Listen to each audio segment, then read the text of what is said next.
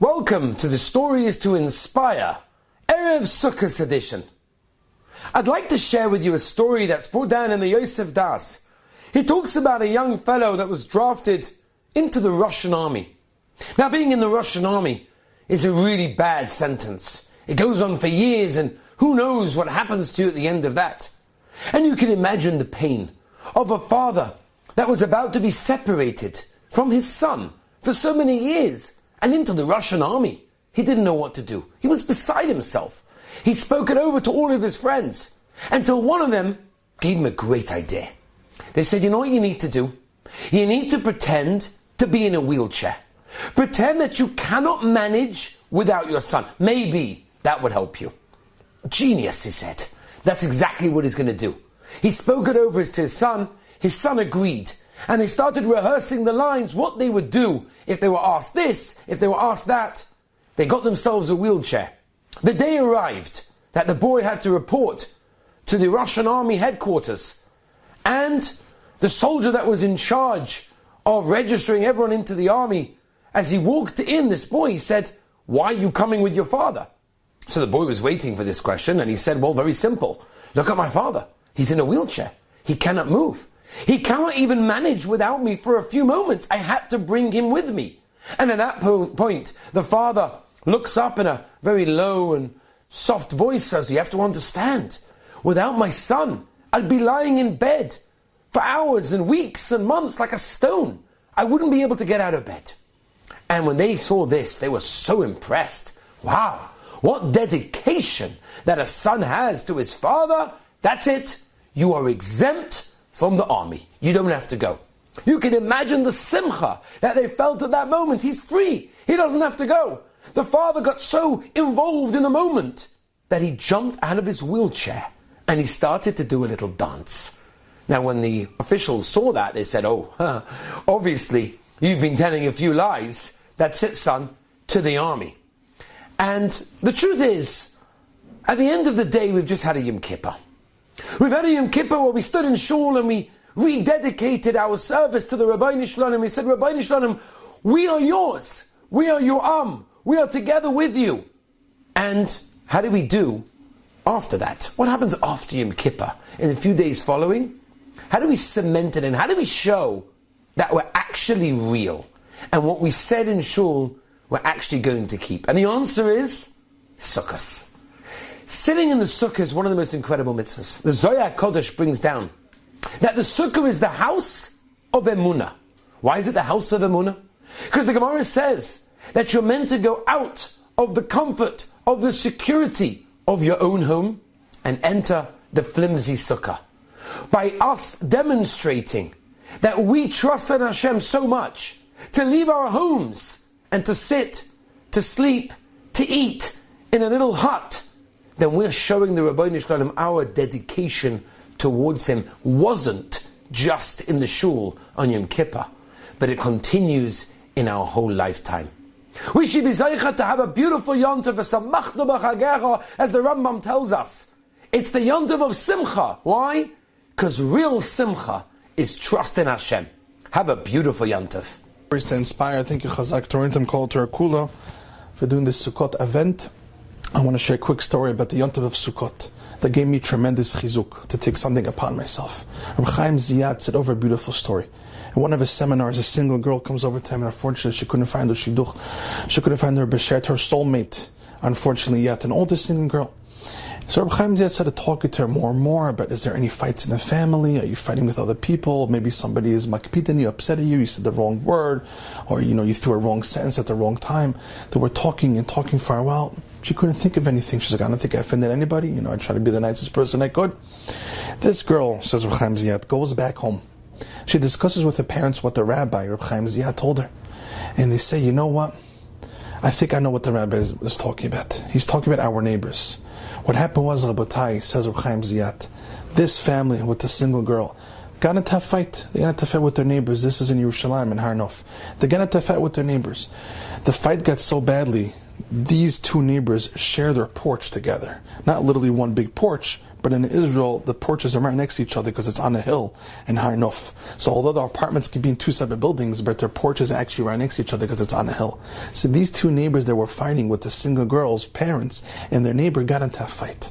The fight and the argument got so bad that when it came the Yom Tov of Sukkot for many years, they had to remove the sukkah further to the other side of the fence, the other side of the porch, so they shouldn't be right next to each other. That's how bad the fight got. So they told us to Reb Chaim Ziyat what the argument was about, and the rabbi told them like this: take it upon yourself to be mochel, and not only to forgive and to ask for forgiveness, but actually take action about it. Go out of your way, be roidif shalom, go out of your way for peace, and do something to make peace between you and your neighbor. And that's what they did, even though it's extremely hard. Extremely hard. The parents went and asked for mechila, asked for forgiveness from the neighbors for the argument they got into, and they were mochel each other, both asked for forgiveness, and they said, B'ezrat Hashem, we should live in peace. That Sukkot, what happened was, part of their way to show peace, they brought the two Sukkot of the porches back together, not to be in a fight anymore. So they both put their Sukkot next to each other where it's supposed to be, on the porches. Listen to what happens. Comes Sukkot and one of the meals, and one of the families, I guess you could call it, what is it called, eavesdropping, whatever it is, one of the families heard the other family's conversation in the other sukkah. And they're saying how their son is not coming back from yeshiva and he needs a shidduch. He has to find the right girl, this type and that type. And the mother of the single girl on the other sukkah, on the other porch, heard the conversation. She says, you know what, even though it's a little difficult, but we just made shalom, maybe we can make a shidduch between our daughter and your son.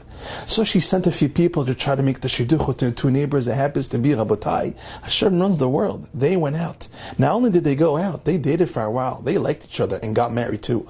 Says Reb Chaim Ziyat. What a beautiful story. When you forgive one another, when you take away fights, take away arguments, be in peace with one another, and take action. Go forward with it too. Baruch Hashem, b'schut that, their kids got married. This single girl that went over to the rabbi in the seminar got married to who? Her neighbor that they were just in a fight with a couple of months back. Thank you so much for listening. Try your best to forgive one another. If you're listening to this message, to this video, please take it to heart. Pick up the phone and try to think of one person or maybe more that you can finally forgive or ask forgiveness for. Take action. Do a maaseh. Be a rodef shalom. Make peace in the world. You be that person that goes out of your box to ask for forgiveness and be mochel other people. Thank you so much for listening. Once again, we thank Stories to Inspire for all these incredible events before all the Yom Tovim, reaching out to inspire the masses, and what better way with beautiful stories. So Shlomo went to sleep one night, and he felt like he was in the midst of a bad comedy show. The only problem was, it was his real life. He's sleeping in his sukkah, and at 2 a.m, he hears a baby crying.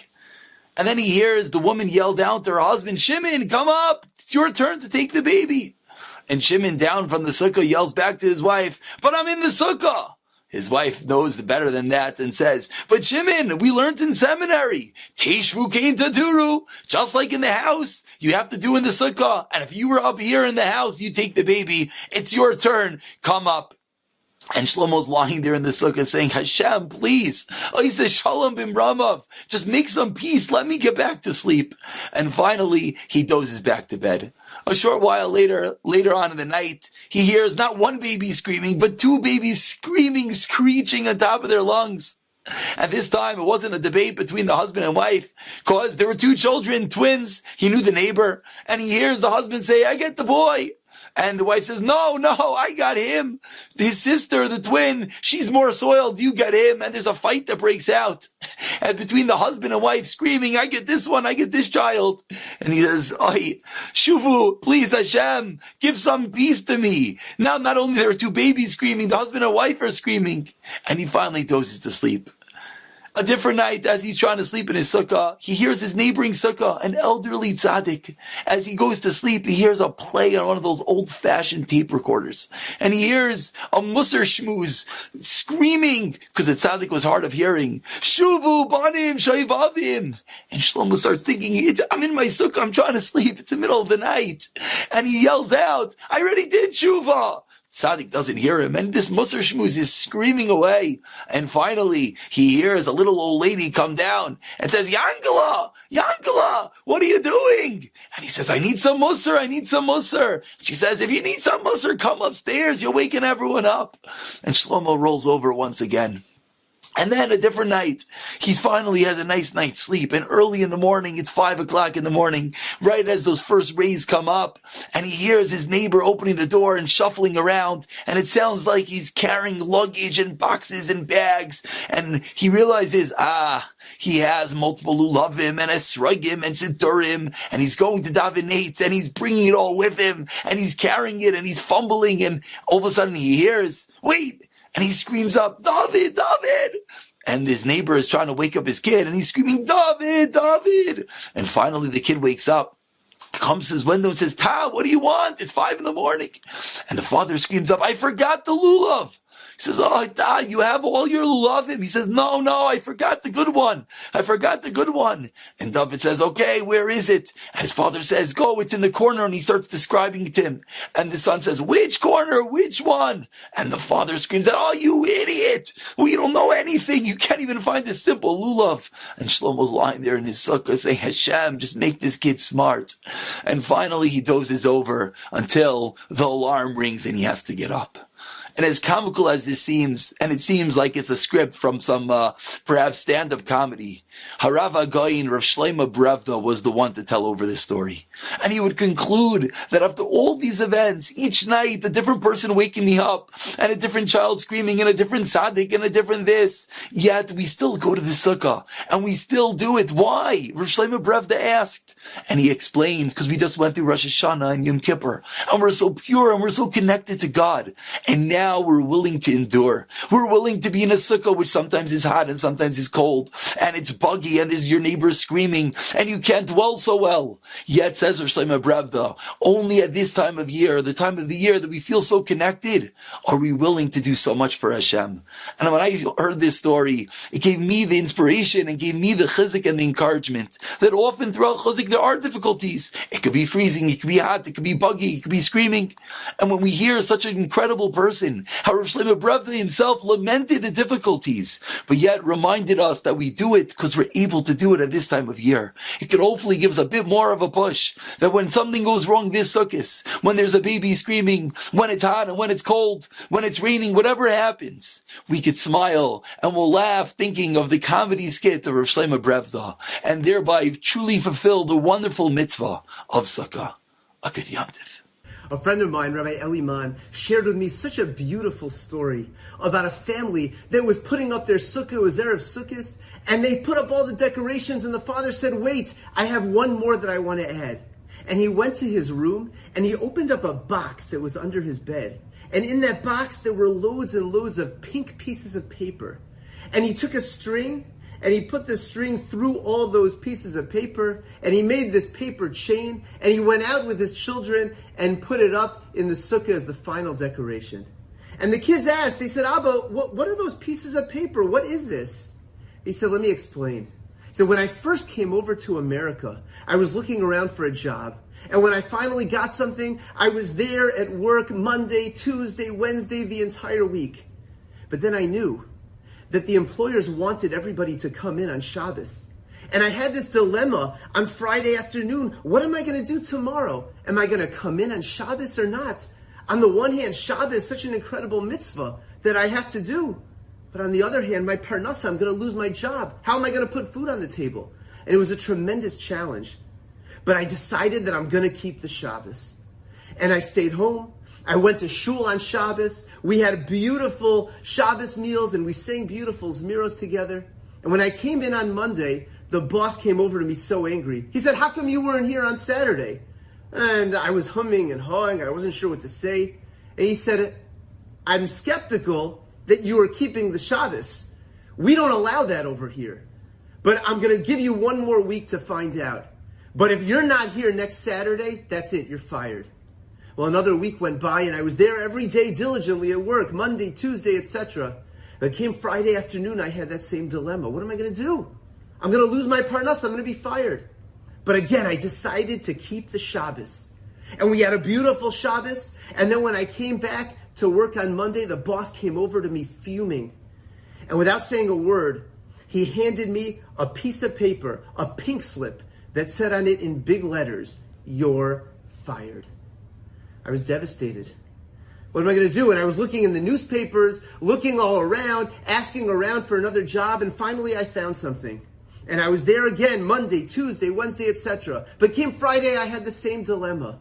But once again, I decided that I'm going to keep the Shabbos. Stayed home, we had a beautiful Shabbos together, and came Monday, I came back to work, and the boss comes over to me with a pink slip, hands it to me angrily, and says on it, "You're fired." And every time this happened, I took that pink slip home with me, and I put it into a box, and I saved it underneath my bed. And this would go on week after week after week as I would try to find a new job, find something. But then I would stay home for Shabbos, and then I would get fired again on Monday.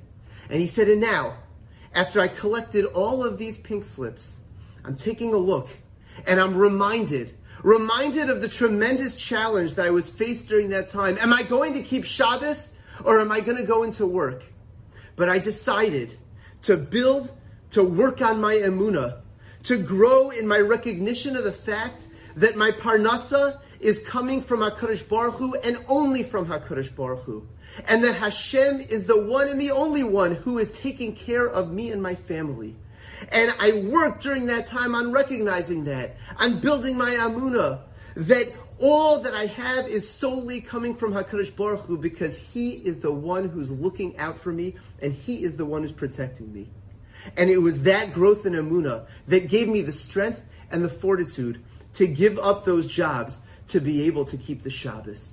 And that's why I'm taking them out now, putting them up in our sukkah as the ultimate decoration, to remind us of that emunah that we felt then, which is going to help us as we continue on to grow in dealing with life's challenges. You know, the Gemara tells us that there's a machlokes between Rabbi Eliezer and Rabbi Akiva as to why we sit in the sukkah.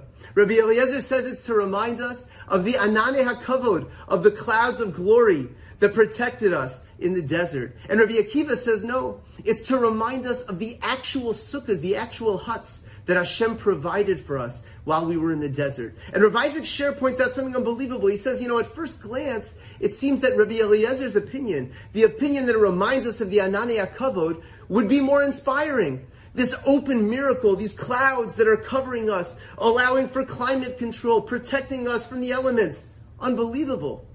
He says, but if you look at Rabbi Akiva's opinion deeply, you're going to understand that there's something incredibly inspiring there too. You see, the Ananei HaKavod, while they were an incredible miracle, that was an open miracle that was done for all of Klal Yisrael at the same time. No matter who you were in Klal Yisrael, you benefited from this miracle of the Ananei HaKavod, of these clouds. However, Rabbi Akiva's opinion, that it was the individual sukkahs, that was a miracle that Hashem provided us with the materials in the desert where there were no materials to build a sukkah. And Hashem provided each and every single individual and their families with the materials that they need to be able to build a sukkah.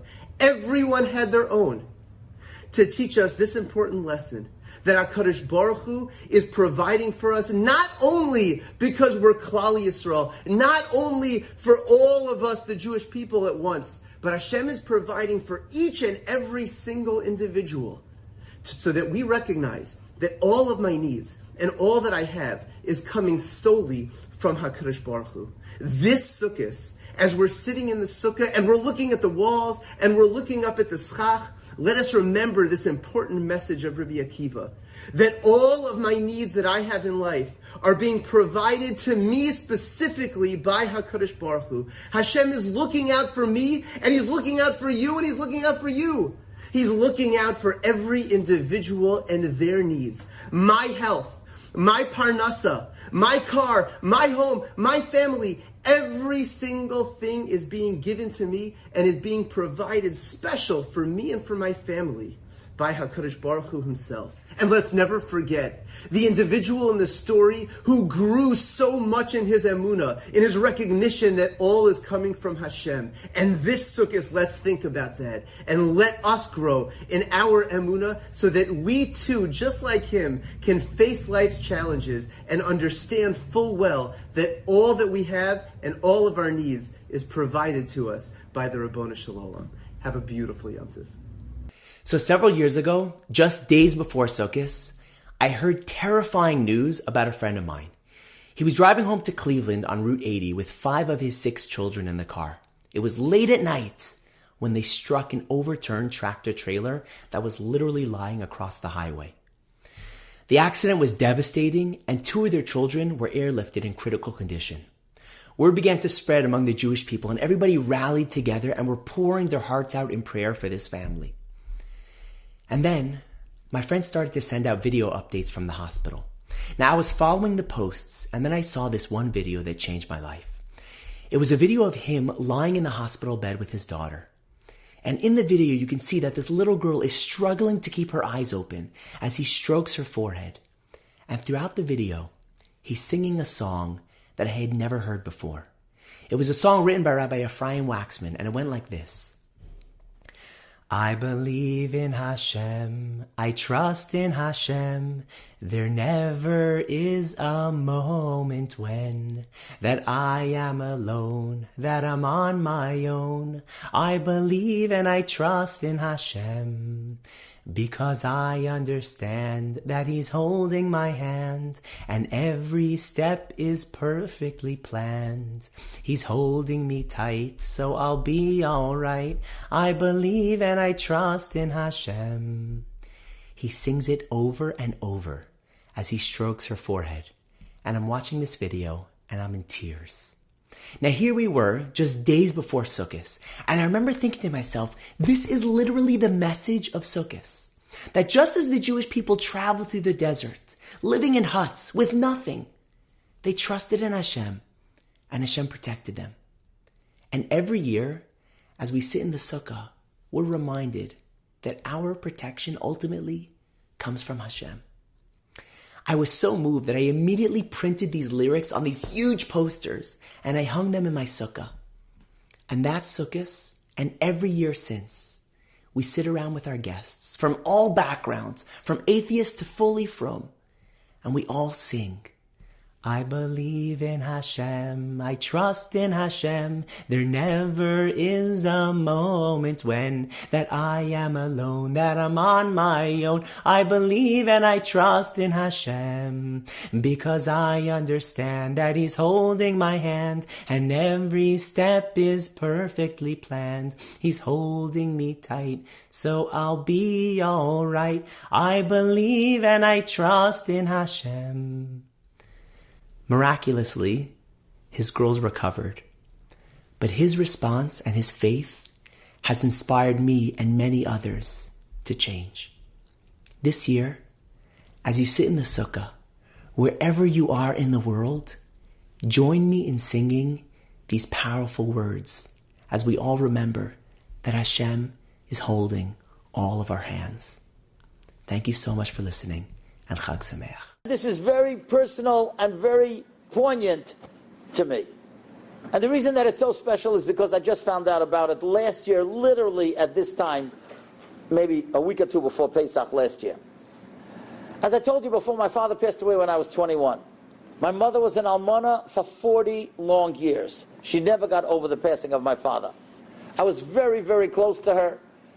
I lived 2 blocks away from her. I have a wonderful wife, Baruch Hashem, who became my mother's best friend, and it was always very, very close. There was nothing that we couldn't speak about, and I never thought there was anything that anybody could tell me about my mother that I didn't know. Last year, my nephew, Rabbi Yehuda Gutman from Lakewood, calls me up. He says, I want to tell you a story that you don't know about your mother. I said, Hudi, don't be ridiculous. There's nothing anybody could tell me. He said, no. I was with your mother the last day of her life, and I saw something that she did that I never understood, so I never told anybody. But this year, he said he's a Rebbe in a yeshiva in Edison, New Jersey. He said, this year I learned the Ber Heitev. Ber Heitev is one of the commentaries on the Shulchan Aruch, and I saw something, and now I understood something that I never understood before, and I want to share it with you. I said, Hudi, what are you talking about? He said, you know that your mother passed away right after the second day of Yom Tov and Sukkot. She passed away at the beginning of Chol Hamoed. But the last day of her life, in the morning of Sukkot, the second day of Sukkot, I came into her. She wasn't responding anymore, but I was staying there a whole Yom Tov because I live in Lakewood and she was in Paul Kimball Hospital. And I said to her, Bubby, would you like to shake the lulav and esrog? And she didn't respond. So I said, Bubby, you know, I'll give you the lulav and esrog. I'll hold it together. We'll say the bracha together and we'll shake the lulav. And she didn't respond. But I put the lulav in her hands, her fingers. I wrapped her fingers around the lulav and esrog, and I put my fingers around her fingers. And I said, okay, let's say the bracha. And I said the bracha, and we shook the lulav in all the directions. And I didn't know if she understood what was going on. You know, it didn't look like she knew what was going on. And then I wanted to take the lulav and esrog back from her. But she didn't give it to me. She was holding it onto it very tight. So I said to her, Bubby, we did the mitzvah. She didn't say anything. She just held onto it very tight. Finally, I figured, listen, if she wants to hold on to it, so who am I to take it away from her? I let her hold on to it. And the second I left go, she took the lulav and esrog to her lips, and she kissed the lulav and she kissed the esrog. He said, I couldn't believe it. I thought she doesn't know what's going on. She didn't respond. I didn't think that she said the bracha, but obviously she realized this was a heilige zach. This was holy. He said, but I told Uncle Paysach, I never told you about this because I never understood why she did it. He said, this year I was teaching the boys and I saw a Ber Heitev. You must look this up. Ber Heitev, Hilchos Paysach, Siman, Tov, Ayin, Zayin, Sifkot, and Aleph. The Ber Heitev on Shulchan Aruch. And he writes like this. Kosav Shloh HaKodesh. The Shloh HaKodesh writes, Ra'isi, Mibnei Aliyah. No, I said, okay, I'm not sure if it's Hilchos Paysach or Hilchos Sukkot. I have to look it up. Ra'isi Mibnei Aliyah. I saw the Hechera mentioned. Shahayu Menashkin Hamatzos V'Hamorah. They used to kiss the matzahs and the morah. I never in my life kissed the matzah till last year. I have to say that me and my kids and grandchildren, we're all kissing the matzah. I can't say I did the morah. But he said you kiss the matzah and the morah. V'chein sukkah. Also the sukkah b'chnisasai u'b'tziasai. When you go in and when you go out, you kiss the sukkah, just like we kiss the mezuzah. You're supposed to kiss the walls of the sukkah. V'chein dalet minim shebalulav. And also the dalet minim, when you finish using them, you kiss them. Why? V'hakol l'chava v'mitzvah, to show how much you love the mitzvah. V'ashrei misha oived Hashem b'simcha. Lucky is the person who serves Hashem b'simcha. Imagine on the last day of her life, when doctors would say, you know, what are you letting her survive for? She does nothing. She doesn't know what's going on. She taught my nephew, who taught me, and I taught thousands of people. You can't imagine how many people told me. They kissed the matzahs, they kissed the sukkah. The matzahs are kind of Levim Yisraelim. It's Levitic mentioned, right? That's the Seder. But that's the excitement of a mitzvah. A lady who's dying less than 24 hours before she leaves this world, she knows. She loves this mitzvah. And that was like the last thing that she ever did. And what an impression. That's what the Yom Tov is all about. That's what mitzvahs are all about. And this love and this gishmak that we have to give over to children and grandchildren. And if we can do that, that's when it'll be a chakoshev v'sameach. Then it'll be a heilige, freilich and Yom Tov. As we are connecting ourselves to the Kedusha of Chag Sukkot, I would like to share with you an unbelievable story that happened in New York City. A couple of years ago, a very dedicated Jew who had just moved into an apartment building that has approximately 30 floors, living on the 25th floor. He has to now build a sukkah for Sukkot, and he's very excited to build a sukkah. But where is he going to build the sukkah? There's nowhere where on his floor. There's nowhere he can build it. And he's thinking, what should I do? What should I do? He decides for Sukkot, doesn't make a difference. I'm going to have to walk up. I'm going to build it. And he goes downstairs, bottom floor, first floor, builds the sukkah. A few days before Sukkot comes in, he, the Emet, finishes the beautiful sukkah, and he's getting ready to get all the Kedusha of Sukkot. And right then, hour later, cops come and say, sorry, sir, you're going to have to take this down. This is not allowed.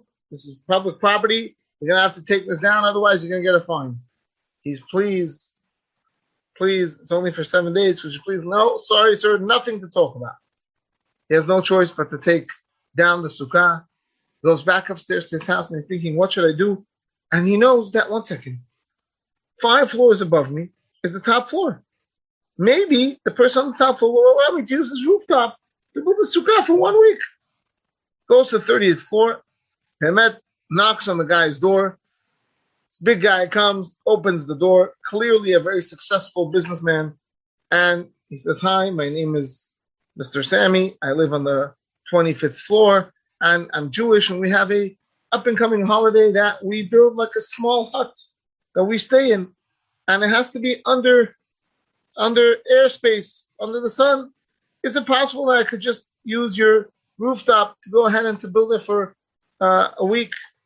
The man looks at him and says, sir, I understand you want to keep your Jewish holiday, but I don't know anything about these things. I'm a businessman.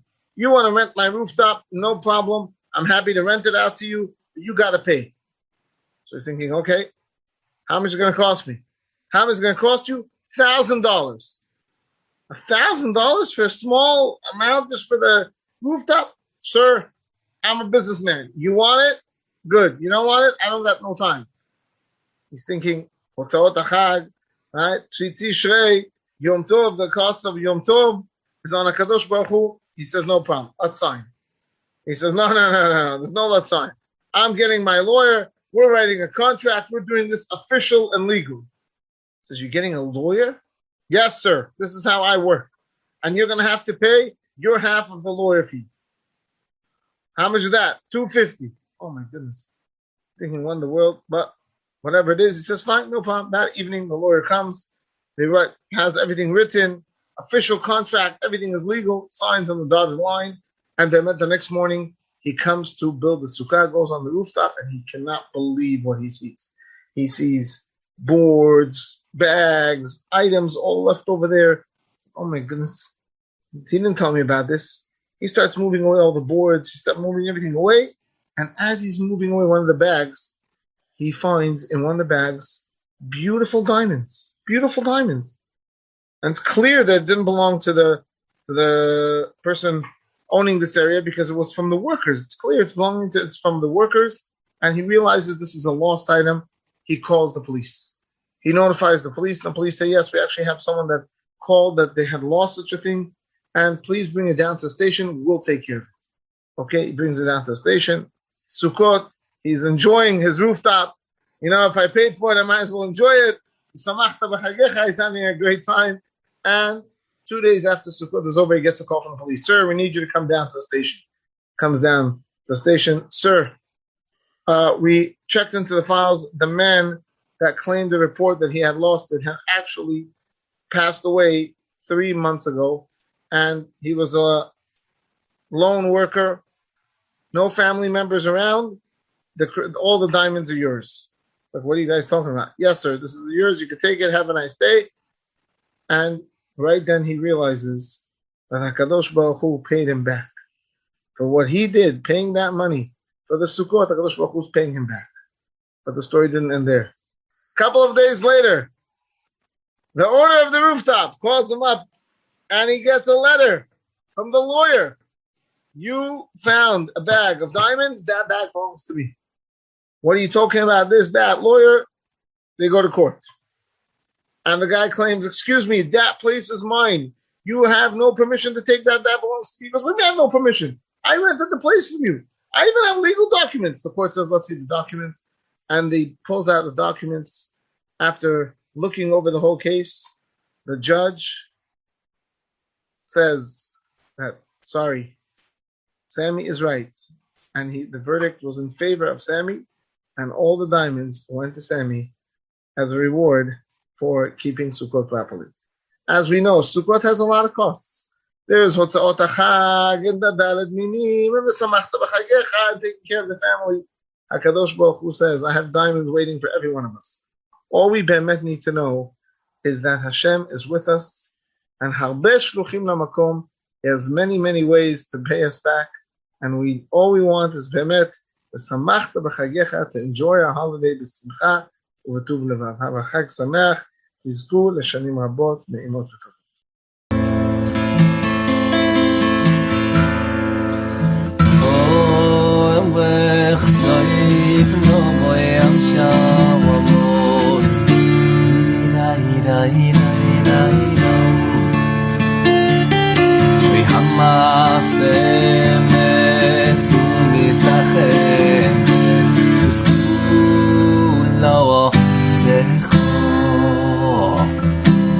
Shaykh no yami do sebekho la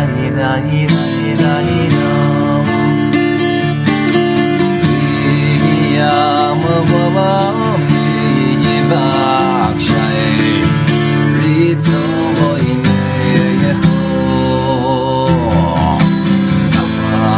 ba the shay shasa shavos Didi nai nai nai nai nai nai nam Didi doi dom Hami sache yedes V'sohoi rosecho Sahlo hem no yam v'robot Zoi Yifto yach shalai Zovoi necho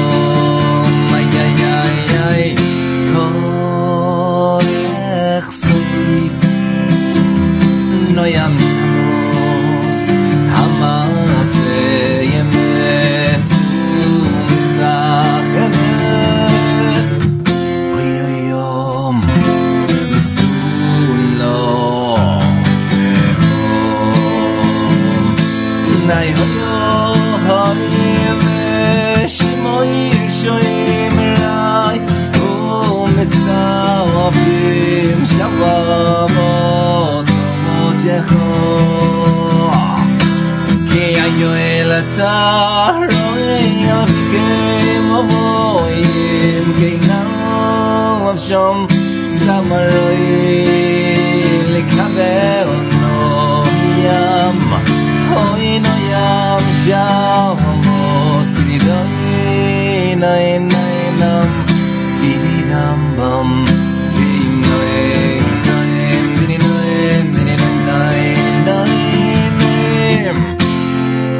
Tidai noem nam Tididom Oy havatzel ne'awachalai Yifloi shemina shawawamos Ay ay ay level titiyeh Sokur meihem Shoyomim Hang mikavlim kedushom Yoyom Shabos Ochecho Taher libo miviyemes Le'emuna Le'av Le'wewecho Ay ay ay ay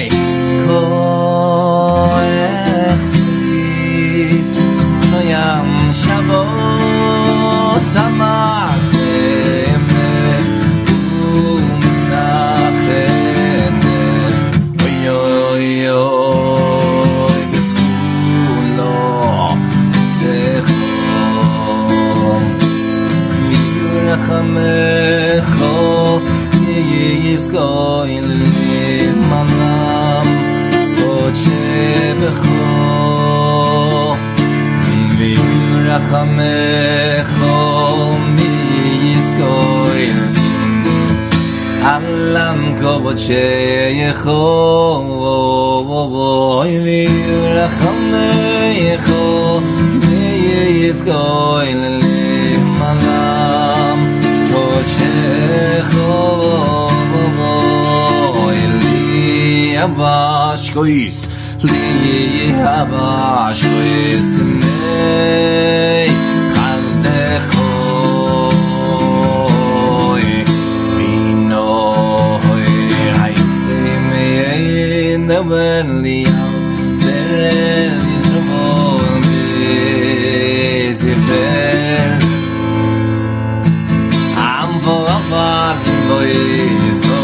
ושמוס קודשה חוקושי שויומים לינחילום נחלסיה כוי וחירךו It's hard אייקו אכסויב נוים שמו המעשה ימסו מסכן תידידם תידידדדאי אויה שמוס נוים הנשומס וישבי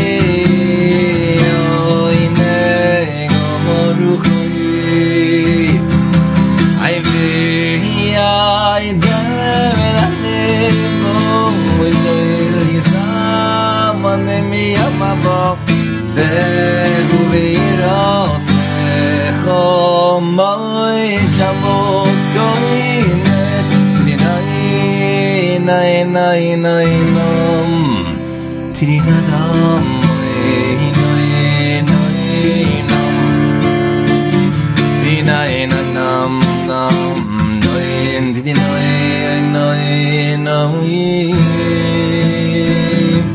אוי שבוס Joyce Israel Tzilkin Ovecho Yechsoyun Yimyun Midegen Paysach Ay ay ay ko